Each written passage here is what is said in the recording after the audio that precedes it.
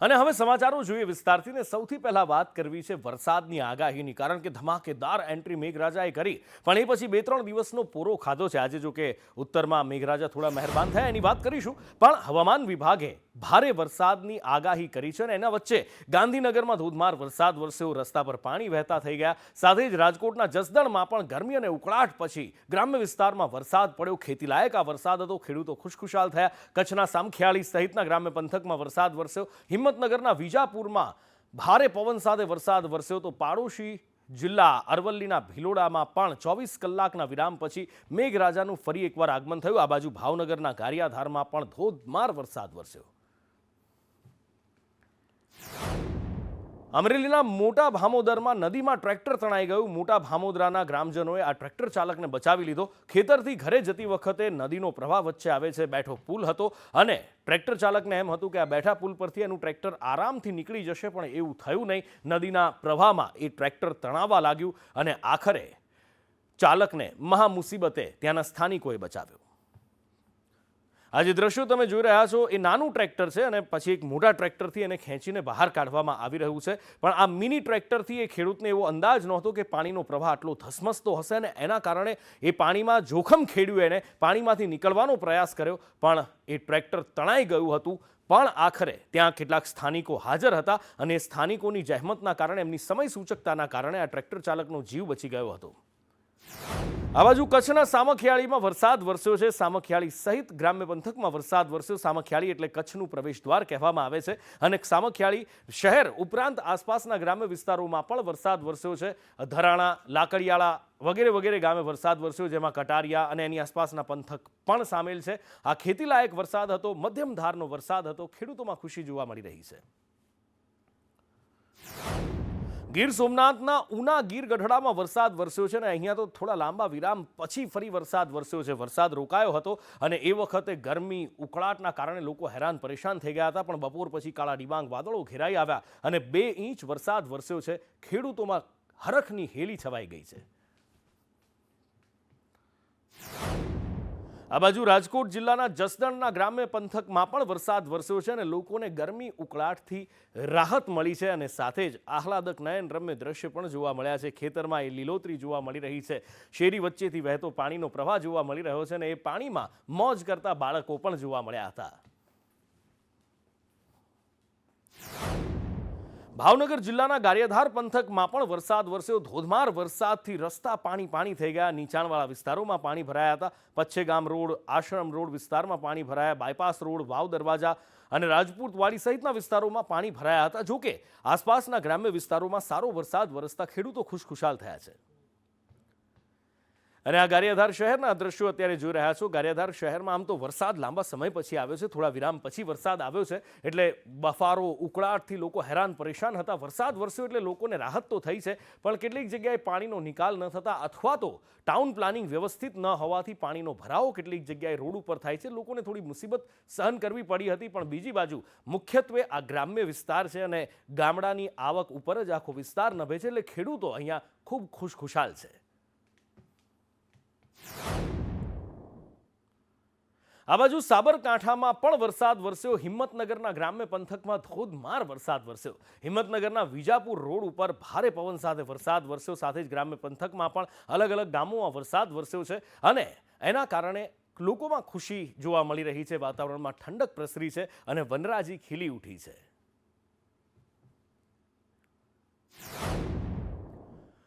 અરવલ્લી જિલ્લાના ભિલોડાના સુનોખ પંથકમાં પણ ધોધમાર વરસાદ વરસ્યો છે.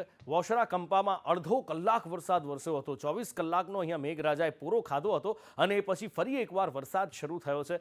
ઉકળાટ પછી આ વરસાદ વરસ્યો છે, કારણ કે જ્યારે પણ વરસાદ રોકાય છે ત્યારે ઉકળાટ અસહ્ય બની જતો હોય છે અને એ વખતે ફરી એકવાર વરસાદની પ્રાર્થના કરવામાં આવતી હોય છે. એ પ્રાર્થના ઈશ્વરે સાંભળી લીધી અને ભિલોડાના વિસ્તારોની અંદર અનરાધાર વરસાદ વરસ્યો છે અને લોકો ખુશખુશાલ થયા છે. આ બાજુ રાજધાની ગાંધીનગર ગ્રીન સિટી ગુજરાતનું ફરી એકવાર મેઘરાજા ગ્રીન સિટીને ભીંજવી રહ્યા છે. રોડ રસ્તા પાણી થયા છે. રોડ પરથી પાણી વહેતા થયા હતા. થોડા દિવસનો વિરામ અહીંયા પણ મેઘરાજાએ લીધો હતો અને એ પછી ફરી એકવાર ગાંધીનગર શહેરને આજે બપોર બાદ મેઘરાજાએ ભીંજવવાનું શરૂ કર્યું હતું. હવામાન શાસ્ત્રી અંબાલાલ પટેલનું કહેવું છે કે આવનાર 72 દિવસ ગુજરાતમાં ભારે વરસાદ વરસી શકે છે। એટલું જ નહીં, અંબાલાલ કાકાનું કહેવું છે કે 12 થી 18 જુલાઈ ભારે વરસાદની આગાહી છે। ક્યાં કેવો કેટલો વરસાદ પડી શકે છે, શું કહી રહ્યા છે અંબાલાલ કાકા, એ જુઓ। આગામી 72 કલાકમાં રાજ્યમાં વરસાદ ખાબકી શકે તેમ છે। પૂર્વી ગુજરાતના ભાગોમાં ભારેથી અતિ ભારે વરસાદ થવાની શક્યતા રહેશે। આ ઉપરાંત લગભગ મહીસાગરના ભાગોમાં ભારેથી અતિ ભારે વરસાદ થવાની શક્યતા રહેશે। આ ઉપરાંત પંચમહાલના ભાગોમાં ભારેથી અતિ ભારે વરસાદ થવાની શક્યતા રહેશે અને નવસારી સુરતના ભાગોમાં પણ વરસાદ થવાની શક્યતા રહેશે। દક્ષિણ સૌરાષ્ટ્રના કેટલાક ભાગમાં ભારે વરસાદ થવાની શક્યતા રહેશે।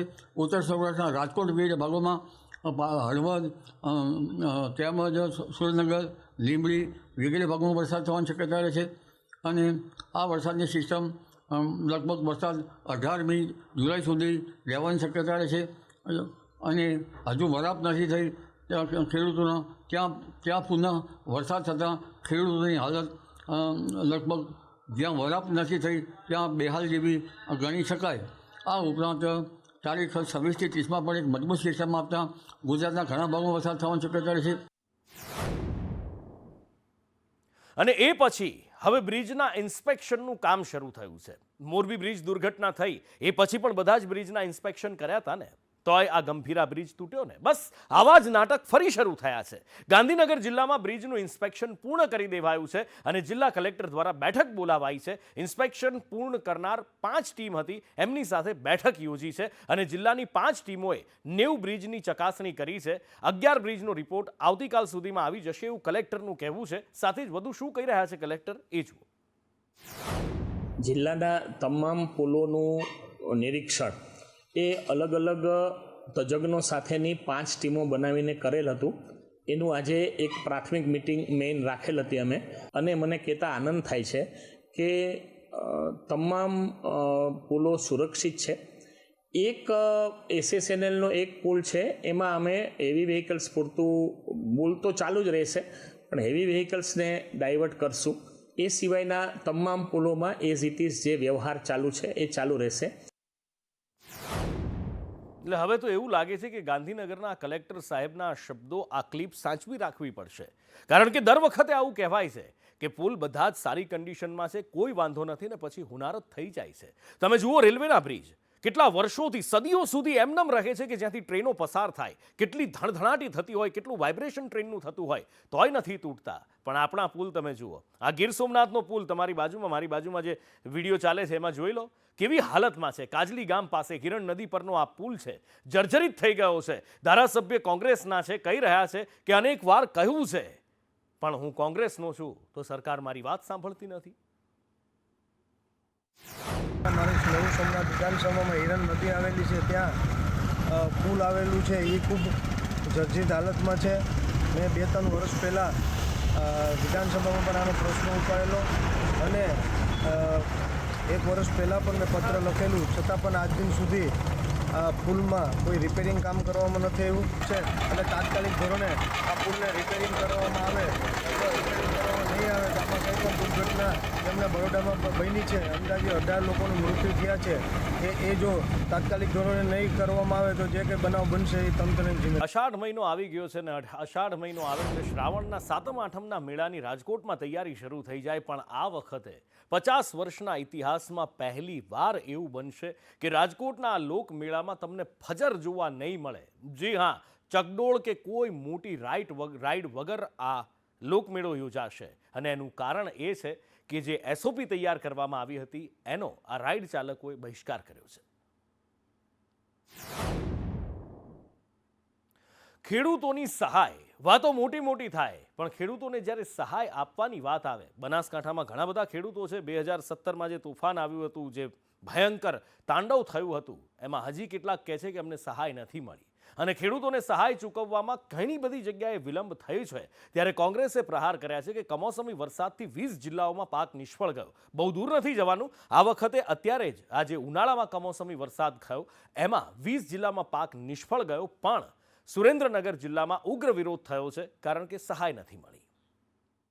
લગભગ 1,68,000 કરતા વધારે અરજીઓ એ સુરેન્દ્રનગર જિલ્લામાં થઈ અને પછી જે ચૂકવણી થઈ, જ્યારે ચૂકવણી કરવામાં આવી ત્યારે સરકાર દ્વારા જે જીઆર બહાર પાડવામાં આવ્યો એ સરકાર દ્વારા આ ઠરાવ બહાર પાડી જે 2024ની અંદર એ લોકોએ બહાર પાડેલો એ ઠરાવ અન્વયે જેટલા પાકો નિષ્ફળ ગયા હતા બધા જ પાકો નિષ્ફળ ગયા હતા એ પાકોનું નુકસાનીનું વળતર એમને ચૂકવ્યું.